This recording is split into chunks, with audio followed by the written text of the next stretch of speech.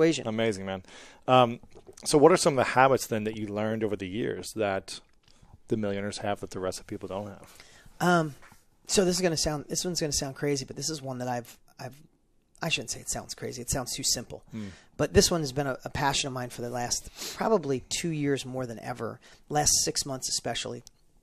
I told you before with being a dad, you always want to be able to look in the mirror, no matter how much money you're making or what you're doing for a living, and look at that person and say, are you good with you? Like, are you compromising who you are?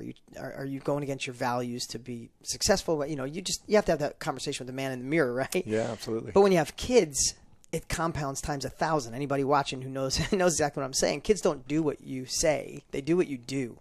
So you have somebody watching. If I want to be the best dad possible, I need to keep evolving and faster than ever. So I would say a morning routine. This is just one of them that's been huge in my life. Is setting my day up for success. And in an interview like this, there's so many different directions we can go, but I want to give some really strong takeaways here. Is everybody watching, we suffer on all different levels of suffering.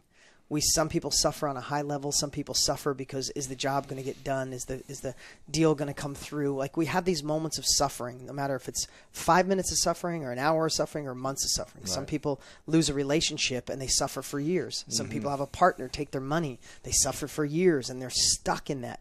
And if you can limit the time you suffer, the more you can work on the solutions to better your life. People stuck in suffering are stuck forever. And we know right now I'm saying it, and you're thinking of friends that you have that are stuck.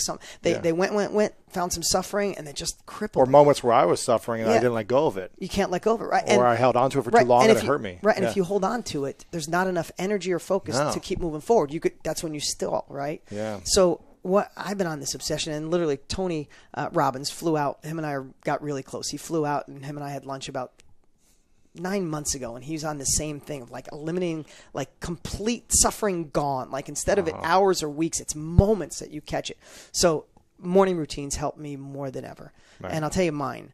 Anybody wants to steal this works for me, because I want to set my days up for the least amount of suffering, feeling grateful and ready to, just rocket the day. Like, nothing can get me off. Now, everybody knows gratitude is a key to success, happiness, joy. You can't be grateful and depressed, grateful and sad. You just can't do the two together. But it's hard sometimes. I feel like the Roadrunners before your time. But when I was a kid, remember Beep Beep, the Roadrunner? Of course. There was the Tasmanian Devil. Yep. So most of our lives with Facebook and social media and cell phones, we're like the Tasmanian Devil. There's so much dust around us. It's hard to see through it, right? Like, it's like, I just got to get through this storm and then I'll be okay.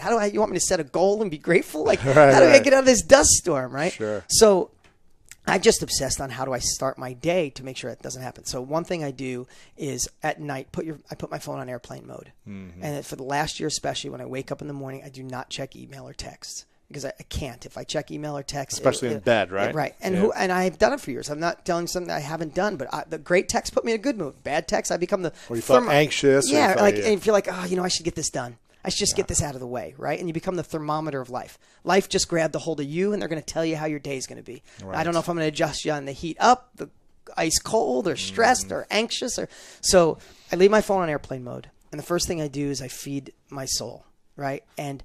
And that's not this, I'm just being honest. I don't chant. I don't do hours of meditation. What I've done is I've lowered the bar of gratitude. Now, these are habits that you think, this is revolutionary. These are the habits that have made me successful, make me keep going forward, push through the negative times, keep reaching for the next thing. So I find gratitude, but I've lowered the bar. And I just said this, but I'll wake up some mornings and be like, damn, these sheets are amazing. 150,000, you can Google it, 150,000 people die every day. There's some days I just wake up and go, damn, I'm not one of them. I'm here.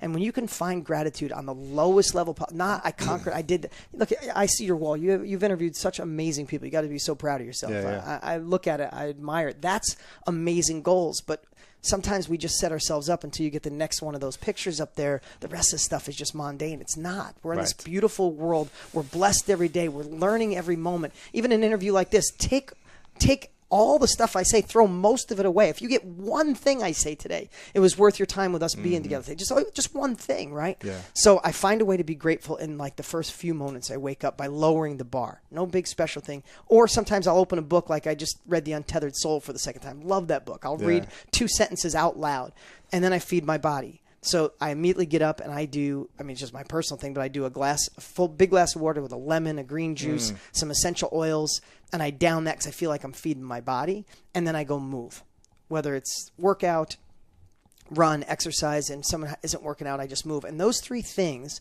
set me up for a successful day. And then when I get back, this is something I've been doing for a year, and I'd say rob this, because there's things that, listen, you're in business, there's things that you love to do.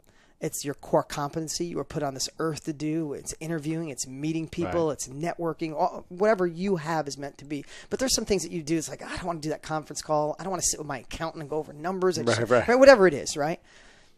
And I used to think, man, I have to do that today. And I just switched that. In the mornings, I write a quick little list every day of what I get to do. Mm-hmm.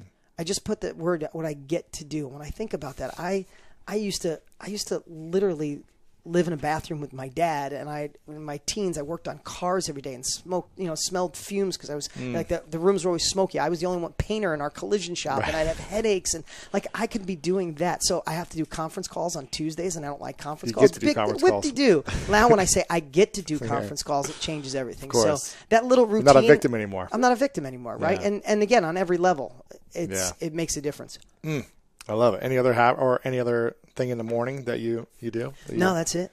That's my morning routine. Are there any non-negotiables every day for you besides the routine? No, not really. Yeah. I'm pretty flexible. Yeah. Okay, cool.